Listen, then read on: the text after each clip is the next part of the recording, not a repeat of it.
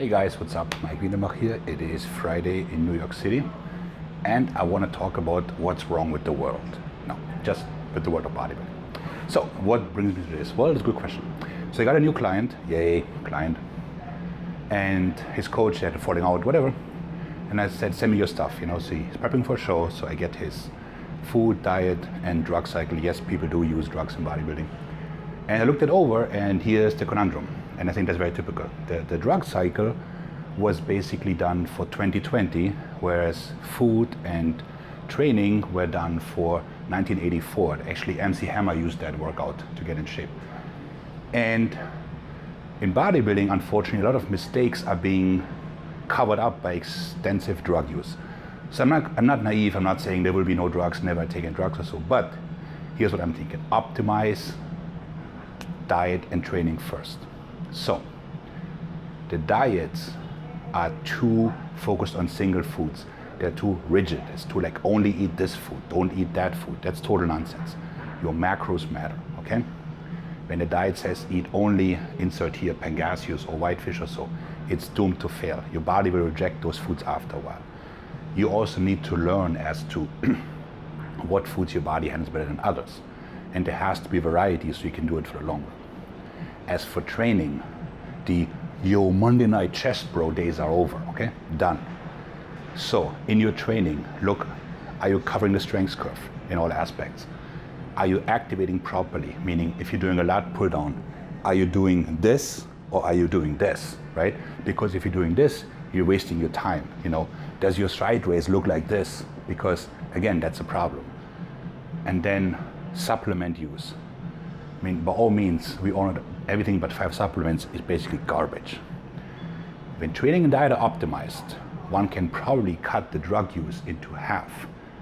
So, again, I'm not naive, but we can prevent greater harm in the sport when we focus on things that actually matter. That being said, it's also time to grow up. What do I mean by that? Well, we have to stop being lemmings and just emulate. So, Champion X does this, I'm gonna do that too. But let me ask you this. If you have a membership to the pool, are you gonna pull Michael Phelps' workout?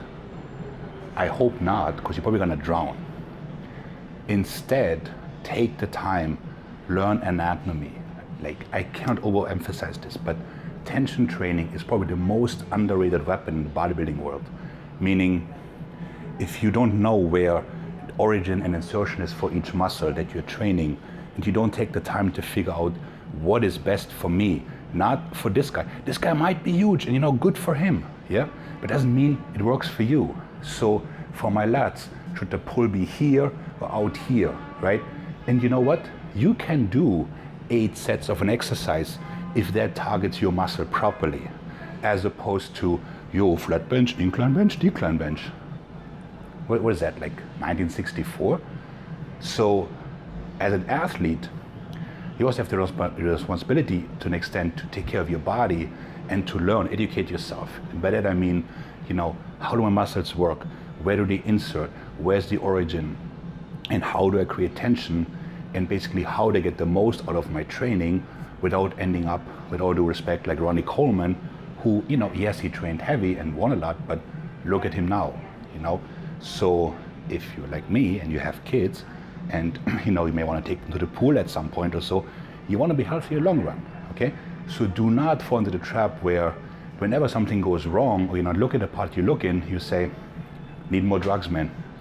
I just didn't have enough drugs. Because that's usually the answer. That's the silent answer. It's like, need more drugs. And it's not, guys, it's not. So optimize your training and your diet. Learn your body, learn the science. And then if you feel you're maxed out, you look for help, okay? So, Mike out, you have an awesome weekend.